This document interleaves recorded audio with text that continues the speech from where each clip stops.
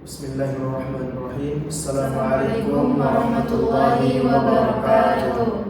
Kami dari kelompok 1 metodologi pembelajaran bahasa Arab akan menjelaskan materi tamhid yang akan dijelaskan oleh masing-masing dari kami. Baik, saya akan membahas tentang tamhid. Tamhid artinya pendahuluan atau pengantar. Masuk ke inti materinya, Maidanu ta'limil lughatil ajnabiyyah bima yahwihi min nazariyat wa mazahib wa madakhil wa tara'iqit tadris. Jadi, bidang pengajaran bahasa asing itu mengandung dengan seluruh teori, aliran, pendekatan, dan metode pengajaran, yang mana ahammu mayadini ilmu lughah at-tatbiki, termasuk bidang terpenting yang ada pada ilmu bahasa terapan. Ilmu lughah at-tatbiki atau ilmu bahasa terapan itu sendiri merupakan cabang kedua dari ilmu bahasa atau linguistik. Ilmu lughah awil ilmu lughatil hadis. Jadi ilmu bahasa atau dikenal dengan ilmu bahasa modern linguistik adalah ilmu yang mengkaji bahasa dari sudut pandang teoritis dan strukturalnya, yang mana tujuannya adalah untuk memahami dan menerjemahkan bahasa, termasuk dalam studi agama dan juga ilmu pengetahuan lainnya. Adapun ilmu lughah atau ilmu bahasa itu terbagi menjadi 2 cabang utama. Yang pertama, ilmu lughah al-am awil ilmu lughah an-nazari, yaitu ilmu bahasa umum atau ilmu bahasa teoritis. Pengertiannya adalah bidang ini memfokuskan studi ilmiah secara deskriptif yang menggambarkan bahasa sebagaimana adanya atau bahasa apa adanya, bukan menetapkan atau memberi aturan sebagaimana bahasa itu seharusnya digunakan. Contohnya ialah seperti ilmu aswad, ilmu nahwu, ilmu sorof, dan lain. Cabang yang kedua ialah ilmu lughah at-tatbiki, yaitu ilmu bahasa terapan. Pengertiannya adalah bidang ini memfokuskan pada teori linguistik dalam aspek-aspek praktis seperti pengajaran bahasa, menafsirkan, dan melatih kemampuan berbicara seseorang. Contoh dalam bidang ini ialah seperti bahasa kedua, menafsirkan, metode pengajaran, dan lain sebagainya. Lalu, 2 cabang dari ilmu bahasa ini, yaitu ilmu lughah an-nazari wa ilmu lughah at-tatbiki, itu masing-masing dari keduanya memiliki cabang-cabang kecil lagi yang ada di bawahnya. Adapun penjelasan dan pembahasan tentang cabang-cabang tersebut akan dilanjutkan oleh rekan kami. Baik, saya akan melanjutkan pembahasan dari cabang ilmu linguistik, yang mana cabang pertama yaitu ada ilmu linguistik an-nazari, yaitu atau ilmu linguistik secara teoritis atau secara umum. Nah, ilmu lughah an-nazari awil 'am alladhi huwa ahammu furu' hadzal ilm. Jadi ilmu linguistik secara teoritis atau umum itu adalah merupakan cabang terpenting dari ilmu linguistik atau ilmu bahasa. Kemudian kalau disebutkan ilmu linguistik saja tanpa ada tambahan, biasanya itu langsung merujuk ke pembahasan atau langsung mengarah kepada ilmu lughah an-nazari atau ilmu bahasa secara teoritis tersebut. Kalau kita berbicara tentang ilmu linguistik secara teoritis, maka yang muncul di benak kita itu ada terbagi menjadi 4 kajian utama, yang mana yang pertama ada yang disebut dengan ilmu aswad atau fonologi, yang mana ilmu aswad ini itu mengajarkan kita bagaimana cara mengeluarkan suara dengan baik dan benar. Kemudian yang kedua ada yang disebut dengan ilmu sarf, yaitu ilmu yang mempelajari bagaimana cara merubah kata dalam bahasa Arab. Kemudian ilmu nahwu atau disebut dalam istilah modern yaitu sintaksis, yaitu ilmu yang mempelajari tentang bagaimana cara kita menyusun struktur kalimat dengan baik dan benar.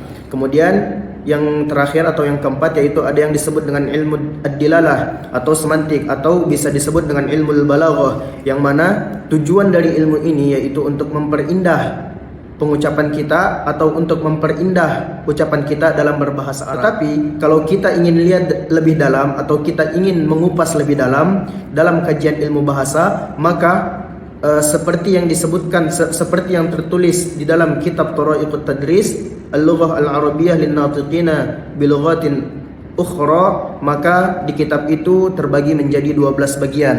Yang mana yang pertama itu membahas tentang ilmu lughah at-tarikhi atau bahasa modernnya, yaitu linguistik historis, yang mana objek kajiannya yaitu mempelajari perubahan bahasa dari masa ke masa.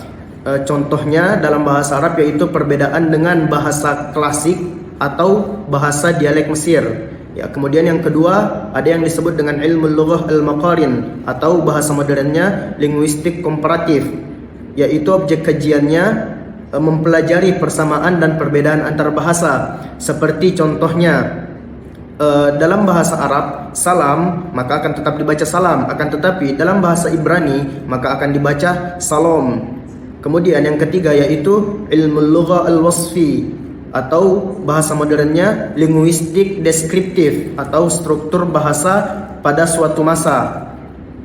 Di sini kita diajarkan bagaimana merubah bahasa yang awalnya mufrad menjadi musanna, kemudian bagaimana musanna menjadi jamak. Ya, contohnya yaitu tilmiz itu adalah mufrad, kemudian tilmizan adalah musanna, kemudian talamiz adalah jamak. Kemudian yang keempat itu ada disebut dengan ilmu lughah al-jughrafi atau linguistik geografis, yang mana objek kajiannya yaitu mempelajari variasi bahasa berdasarkan wilayah. Seperti contohnya kata ma'un dalam bahasa Arab modern, akan tetapi di Mesir kata ma'un atau air itu disebut dengan mayyah. Kemudian selanjutnya adalah fiqhul lughah atau bahasa modernnya adalah filologi, itu mempelajari tentang teks klasik, budaya dan sejarah bahasa. Nah, salah satu contohnya yaitu tentang mempelajari kajian puisi. Kemudian yang keenam itu ada disebut dengan ilmu al-aswat atau an-natqi as-sam'i, yang mana dalam bahasa modernnya yaitu fonetik. Nah, ilmu ini mengajarkan bagaimana cara kita mengeluarkan huruf sesuai tempatnya. Contoh, bunyi ain keluar melalui tenggorokan. Kemudian yang ketujuh itu ada ilmu wadhaifil aswat atau dikenal sebagai fonologi, yang mana kita diajarkan bagaimana sistem bunyi dan fungsinya itu apa. Seperti contohnya huruf sin dan huruf sod. Ini kalau misalkan kita mau bedakan dari fungsinya sangat beda jauh. Contoh kata soberun atau saber. Nah, kalau soberun kita menggunakan so maka berarti sabar, akan tetapi saberun jikalau kita menggunakan sin maka artinya beda jauh, yang mana maknanya menyelidiki. Kemudian yang kedelapan itu ada ilmu sarf atau morfologi, yang mana di ilmu ini kita mempelajari tentang bentuk kata dan bentuk perubahannya. Contohnya kata kataba. Nah, itu bisa kita rubah jadi katibun maupun maktabun atau maktubun. Itu semua akan dipelajari dalam ilmu sarf tersebut. Kesembilan itu ada ilmu nahwu atau dalam bahasa modernnya yaitu sintaksis. Itu mempelajari struktur kalimat atau hubungan kata. Contohnya kata Zaidun ar-risalata. Bagaimana kita bisa tahu kalau misalkan harokatnya itu ar-risalata? Maka itu kita pelajari di ilmu nahwu. Kemudian yang ke-10 itu ada disebut dengan ilmu dilalah atau ilmu balaghah, yang dikenal dengan bahasa modern yaitu semantik, yang mana di sini kita diajarkan untuk memperindah makna kata, frasa maupun kalimat. Contohnya ra'aitu al-asada yaktubu. Nah, di sini kalau kita melihat secara logika maka akan tabrakan, karena nggak mungkin singa itu bisa menulis. Akan tetapi kita bisa mengartikannya orang yang tegas itu sedang menulis. Kemudian yang ke-11 itu ada disebut dengan ilmu ma'ajim atau bahasa modernnya disebut dengan leksikografi, yang mana ilmu ini mengajarkan bagaimana cara kita menyusun dan mengembangkan kamus atau membuat kamus. Contoh Contoh kamusnya yaitu Lisanul Arab karya Ibnu Manzur. Kemudian yang ke-12 itu ada disebut dengan ilmu lughah at-tadawuli, atau bahasa modernnya disebut dengan pragmatik.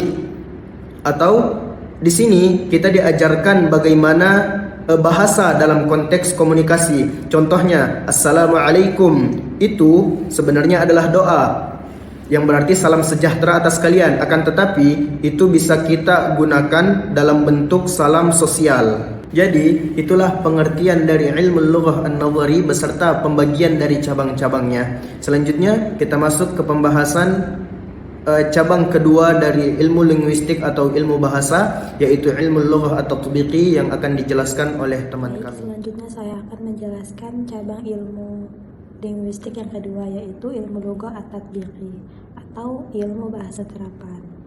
Al-far'u tsani min furu'i ilmi lughah wa dhahara fi muntasafil qarnil 'ashrin. Ilmu bahasa terapan merupakan cabang kedua dari ilmu bahasa. Ilmu bahasa terapan ini muncul pada pertengahan abad ke-20. Ilmu bahasa terapan ini berfokus pada bagaimana bahasa digunakan dan diterapkan dalam kehidupan sehari-hari atau kehidupan nyata, bukan hanya sekedar teori. Ilmu bahasa terapan ini tidak berdiri sendiri, tetapi banyak memanfaatkan ilmu lain seperti psikologi, psikolinguistik, sosiologi dan sosiolinguistik, antropologi, etnolinguistik, ilmu komputer dan teknologi informasi, dan ilmu komunikasi. Yang mana psikologi itu untuk memahami proses berpikir dan belajar bahasa.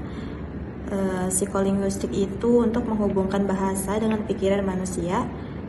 Sosiologi dan sosiolinguistik itu untuk melihat hubungan bahasa dengan masyarakat. Antropologi itu untuk mempelajari bahasa dalam konteks budaya. Etnolinguistik itu hubungan bahasa dengan identitas dan etnis. Ilmu komputer dan teknologi informasi itu seperti linguistik komputer dan aplikasi AI. Ilmu komunikasi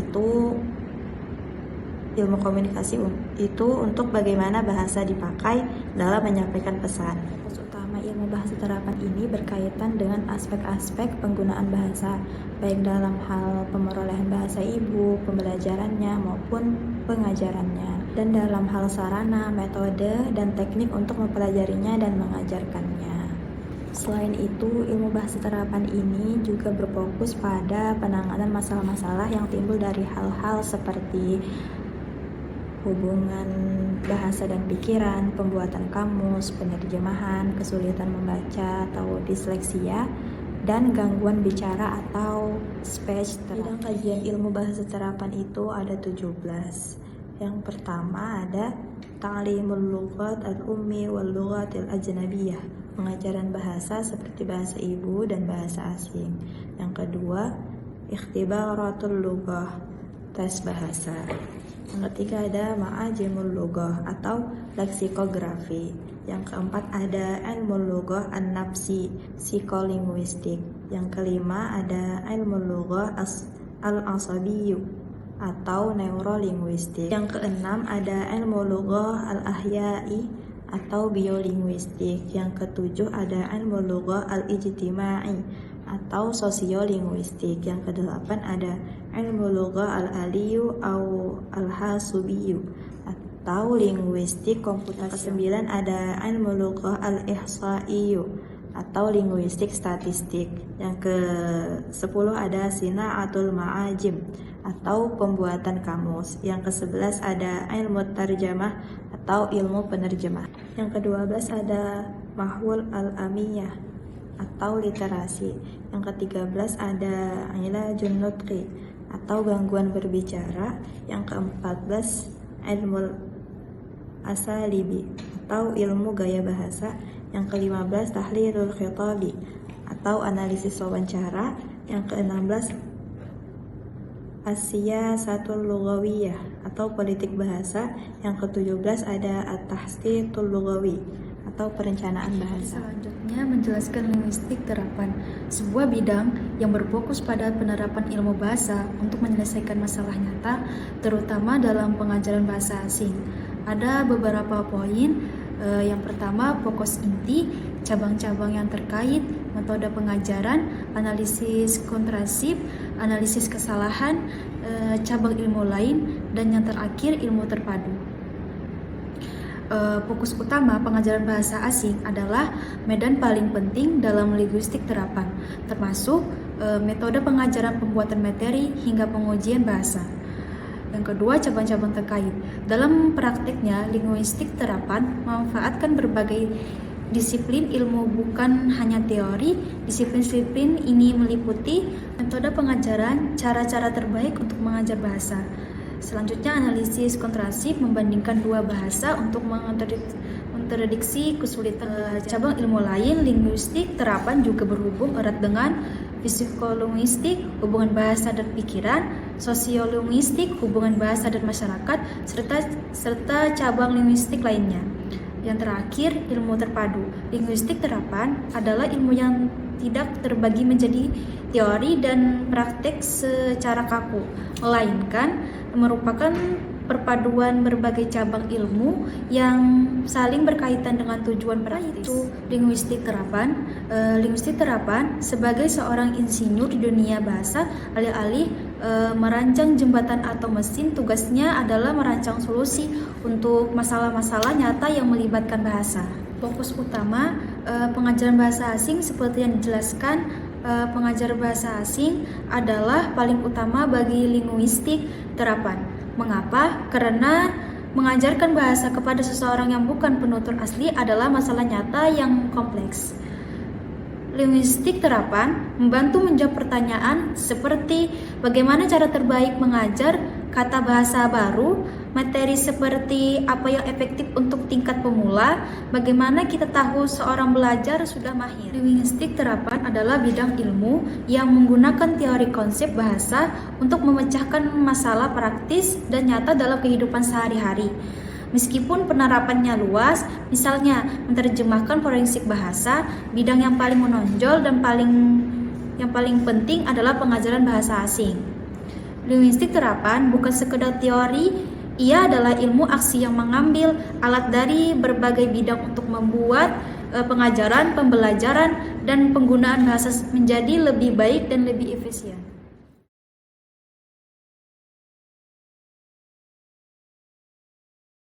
Sekian dari kelompok kami, kurang lebihnya mohon dimaafkan. Wassalamualaikum warahmatullahi wabarakatuh.